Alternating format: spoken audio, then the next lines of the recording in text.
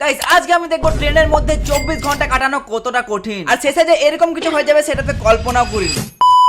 প্রথমেই আমি চলে গেলাম রেলওয়ে স্টেশন, আর ঠিক সকাল 9টার সময় একটা ট্রেন আসতে সেটাতে উঠে পড়লাম, আর সঙ্গে সঙ্গে একটা টিটি চলে এলো আর বললো তোমরা জাঙ্গিয়া পড়েছো কি টিকিট কেটেছো কি কাটোনি। তাদেরকে আমাদের বড় বড় টিকিট গুলো দেখিয়ে পাহাড় পর্বত দেখতে দেখতে 2-3 ঘন্টা কাটিয়ে দিলাম। তারপর আর বসে থাকতে ভালো লাগছিল না, তাদেরকে হালকা করে ঘুমিয়ে পড়লাম।